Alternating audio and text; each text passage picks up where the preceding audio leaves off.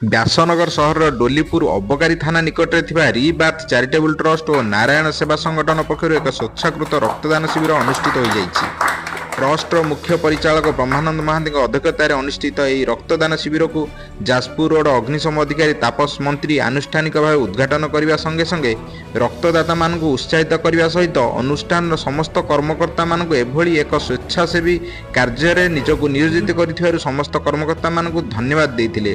Jajpur road ଆଦର୍ଶ ଥାନାର ଭାରପ୍ରାପ୍ତ ଅଧିକାରୀ ଉପେନ୍ଦ୍ର ପ୍ରଧାନ ଓ ଡୋଲିପୁର ଅବକାରୀ ଥାନା ଅଧିକାରୀ ଶ୍ରୀକାନ୍ତ କୁମାର ପଣ୍ଡା ଏହି କାର୍ଯ୍ୟକ୍ରମରେ ଯୋଗଦେଇ ମଦ୍ୟପାନ କରି ପଥଭ୍ରଷ୍ଟ ହେଉଥିବା ଯୁବପିଢ଼ିମାନଙ୍କୁ ଉଚିତ ମାର୍ଗକୁ ଆଣିବା ପାଇଁ ଏହା ଏକ ସ୍ୱାଗତଯୋଗ୍ୟ ପଦକ୍ଷେପ ବୋଲି କହିଛନ୍ତି। ସଂଗଠନ ପକ୍ଷରୁ ଏଠାରେ ଏକ ନିଶା ନିବାରଣ କେନ୍ଦ୍ର ଖୋଲାଯିବା ନେଇ ନାରାୟଣ ସେବା ସଂଗଠନ ସଭାପତି ରୁଦ୍ରନାରାୟଣ ଦାସ ସୂଚନା ଦେଇଥିଲେ। ଏହି ରକ୍ତଦାନ ଶିବିରରେ 25 ୟୁନିଟ୍ ରକ୍ତ ସଂଗ୍ରହ ହୋଇଥିବା ସୂଚନା ମିଳିଛି। ମୁଁ ତାପସ କୁମାର ମନ୍ତ୍ରୀ, fire officer Jajpur road fire station. आज ये जो नारायण सेवा संगठन भद्रक जो अच्छा से एक निशा निवारण केन्द्र जो रिबार्थ सेंटर तार उद्घाटन थिला यह एक अति स्वागत योग्य पदक्षेप। वर्तमान समय युवपीढ़ीर जो पिला माने अछंती से माने कौनसी जानतर हो कि अजाणतर जो रास्तार पलि जाउछंती तांको आमे उचित जो रास्ता देखैबा आटा गोटे बहुत उत्तम पदक्षेप। एक्चुअली जड़े जदि जिते निशा ग्रस्त हो जाउची से केवल निज जीवनटी को खराब करूना ता सहित तार पारिपार्श्विक तथा तार परिवार समस्त को से भीतर को टाणी नेउची। तेणु आमे गोटे जीवन को बंचेबा सहित या सहित आमे तार सराउंडिंग रे थिबा समस्त जीवन को आमे रक्षा करि पारुचे। तेणु मु अंतर सहित कृतज्ञता तथा धन्यवाद आमर जो संगठन अच्छी नारायण सेवा संगठन तांको दउछि आउ ठाकुर को प्रार्थना करुछि जेमिति ये संस्था आगो को आहुरी उन्नति करिवो। एटा गोटे निशा निवारण केन्द्र आमर आज उद्घाटित होम जो युवपीढ़ी मैंने निशाशक्त होकर जीवन हराउछन्ति तद्वारा समाज परिवार एवं देशर क्षति होची।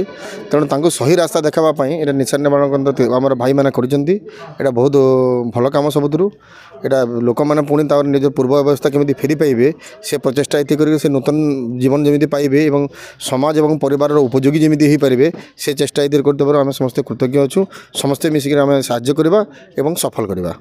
आमर जो एरिया रे जो ब्लड दरकार पड़ुची आम अन्य लोक निर्भर न करी आम हस्पिटाल जितकी लोक मैंने रोगी मैंने आसुचंती आम रक्तदान शिविर करबार द्वारा फ्रिक्वेंटली लोक मैंने ठीक ठाक आम ब्लड पाँच आम बहुमूल्य आम जीवन मान आम बंचे पार्चु। यहाँ आम भल प्रयास अच्छे आम रक्तदान जो महान दान आम लोक जीवन देचु यहाँ आम भल गोटे प्रयास अच्छे मुझे समस्त को धन्यवाद देवी और समस्त मंगल कामना करी। समस्त को जय जगन्नाथ।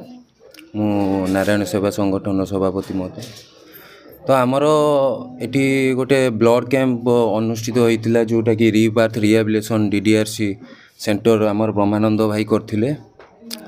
तार मिलित अनुकूल्य आम कहला कि नारायण सेवा संगठन रे समस्त भाई माने आसीथिलु आमे भद्रक रु आसिकी एटी गोटे आग्रहर सहित जमिति पिला मानकु गोटे नुआ दिशा देई हबो तांको गोटे भल रास्ता देखै पारिबे सेही हिसाब रे आमे गोटे संगठन को लेकिन चलीचु आ भाई मानक सहित मिसिकी भी अच्छु।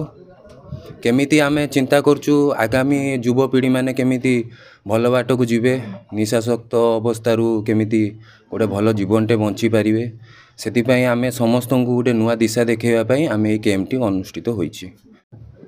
समस्त को नमस्कार जय जगन्नाथ। मु ब्रह्मानंद महांती रिबार्थ चैरिटेबल ट्रस्ट रो डायरेक्टर। आज आमर रिबार्थ चैरिटेबल ट्रस्ट जाजपुर रोड रे नूतन करी तार एक निशा मुक्ति केन्द्र निशा निवारण केन्द्र प्रतिष्ठा करिछि। से आनुकूल्य रे आमर समाजर आमर जो रोची नारायण सेवा संगठन से संगठन सबु सदस्य भाई मानकर आ किछि सामाजिक सेवी भाई मानक द्वारा आज एक विशाल रक्तदान शिविर आयोजन एठारे करा जायछि जाकि बहुत सुंदर भाव में ये परिचालित होउछि।